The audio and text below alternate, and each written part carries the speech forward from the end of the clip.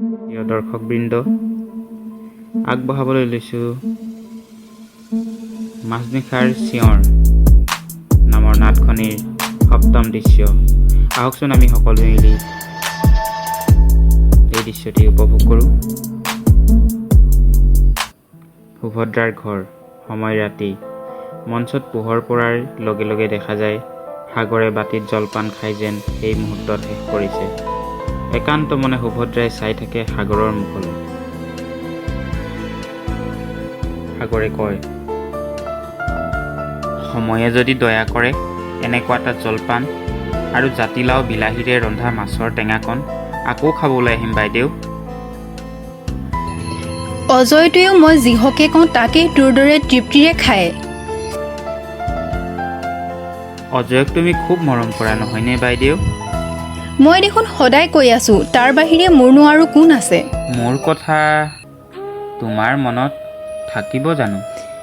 ভৰিত সেই ঘাঁহ টুকুৰা লৈ আজি 7 দিনৰ আগতে তই ৰাতিখন যেনেকৈহে ওলাইছিলিহি, সেই সৰু বন্দুকটো দেখুৱাই মোক যেনেকৈহে ভয় দেখুৱাই ভাত খাইছিলি, তাৰ পাছত কেঁচুৱাই মাকৰ ওচৰত কন্দা দি যেনেকৈহে উচুপি উচুপি কান্দিছিলি, সেইবোৰ কথানো আৰু মনত নাথাকিবনে? সঁচা বাইদেউ, সিদিনা তুমি বৰ ভয় খাইছিলা। পিছ কোবতে কিন্তু মৰমো কৰিলা। পাণ ঠাৰি পুৰি চেঙা তেল দি দি এই ঘাঁহ টুকুৰা প্ৰায় শুকুৱাই দিলা। আজি এইবাবেই যাবলৈ ওলাব পাৰিছোঁ। সঁচাকৈ কচোন, তইনো এনেকৈ লুকাই লুকাই ফুৰিছ কিয়? কিয় তোৰ কথা গাঁৱৰ কাকো ক'বলৈ নিদিলি?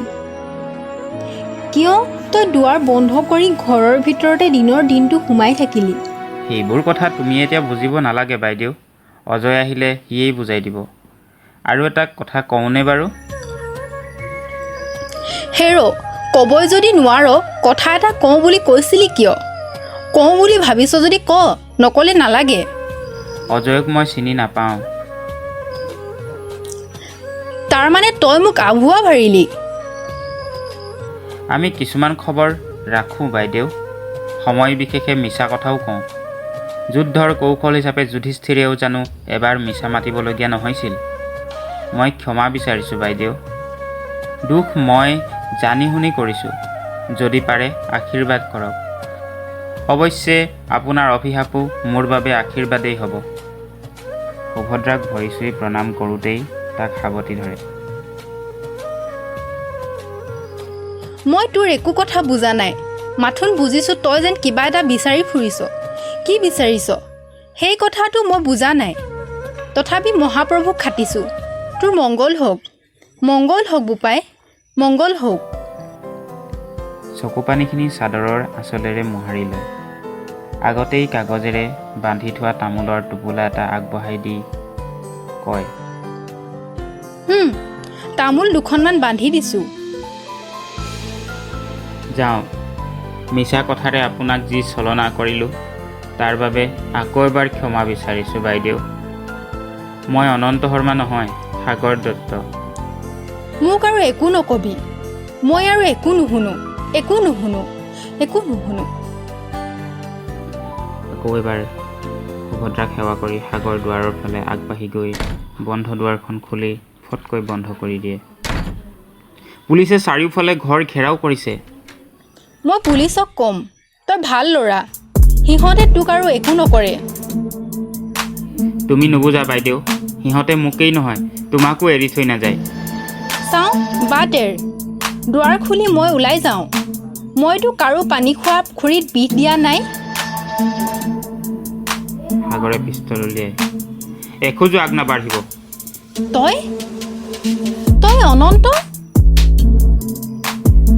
এটাও শব্দ নকৰিব। যাওক, চাংতললৈ যাওক।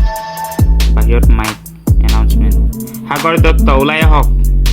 এতিয়াৰে পৰা 5 মিনিট সময়ৰ ভিতৰত ওলাই নাহিলে আমি দুৱাৰ ভাঙি ভিতৰ সোমাবলৈ বাধ্য হ'ম। মোক ওলাবলৈ দে অনন্ত। কথা বন্ধ কৰক।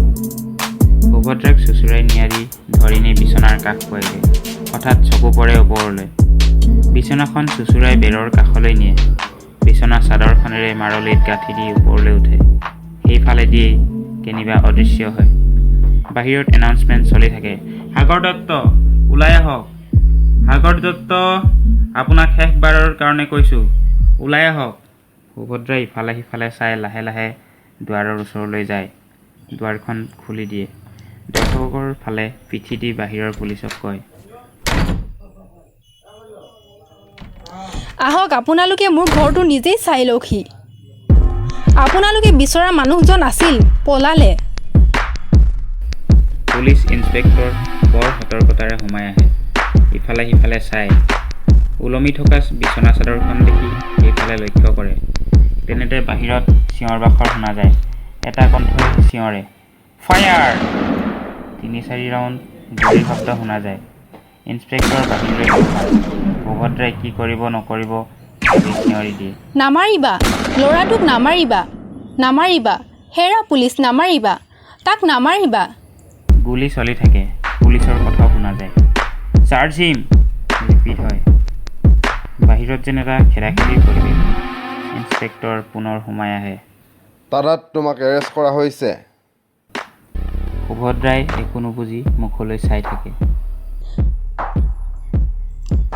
থানাত মই কি কৰিমগৈ? কাৰণ তোমাক গ্ৰেপ্তাৰ কৰা হৈছে।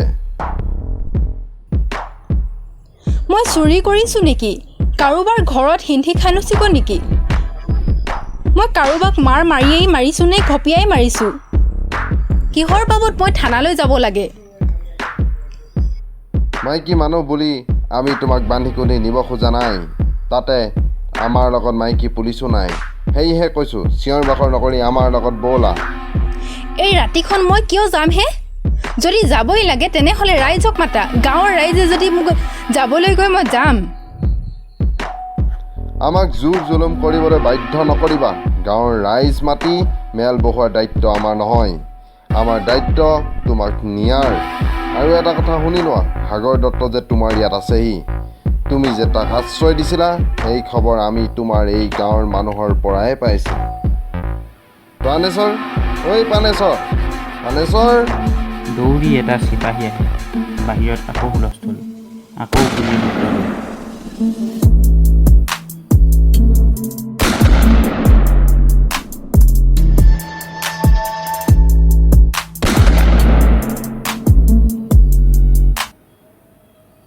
পলাল ছাৰ, মানুহটো পলাল। চেজিং, গো ফায়াৰ! গুলীৰ শব্দ হয়। ঘৰটো ধোঁৱাময় হয়। পোহৰ নাইকিয়া হয়।